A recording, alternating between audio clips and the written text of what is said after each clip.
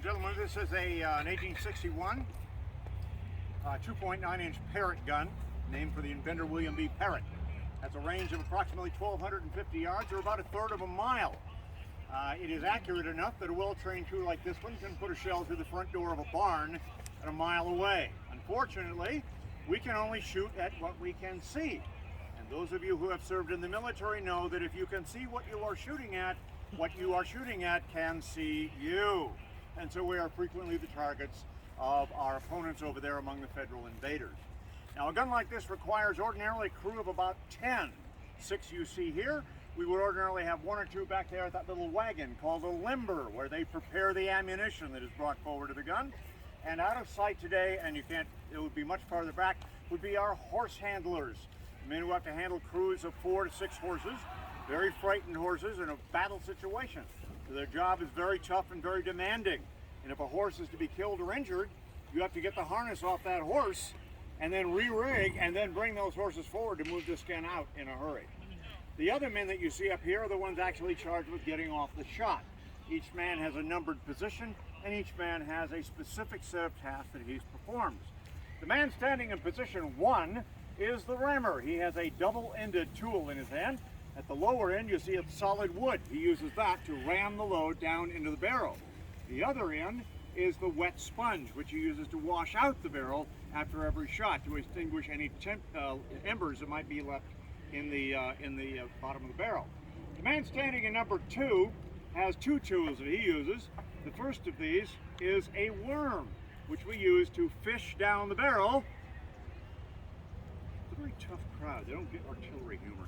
Anyway, he fishes down the barrel to remove the remains of the previous shot, and then he uses a dry sponge in the other hand, which is used to dry the barrel after it's been wet sponged by number 1. He also is the man who handles the ammunition. He will physically introduce the load into the barrel so that it can be rammed into place by number 1. Man standing in number 3 has a series of small tools that he uses. First of these is what we call the vent wire or the vent brick. It's used to puncture the gunpowder bag once it's in place so that it can be ignited. The other is a vent brush, which he uses to clean carbon out of the vent after every shot. However, the most important tool he has is his left thumb.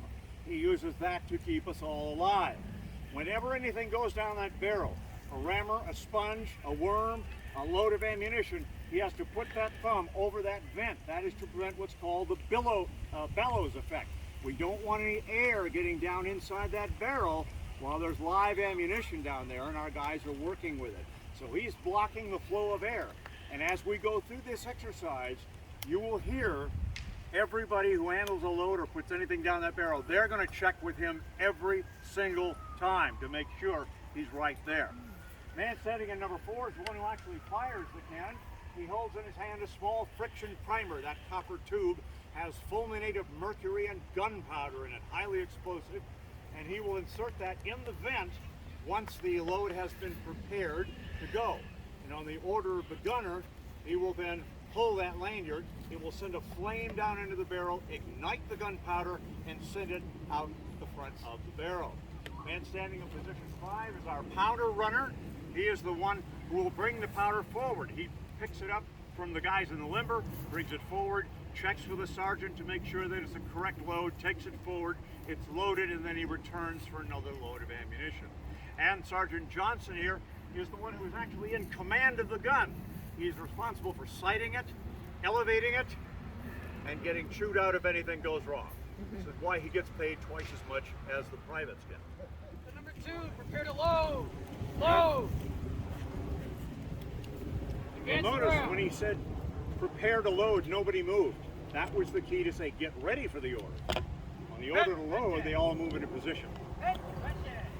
Now this gun is called a Parrott rifle.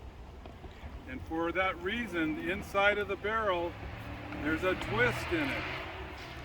And we fire an elongated bullet-shaped shell. We do not fire cannonballs out of this. Piece sighted! Frickin' Elongated bullet shape.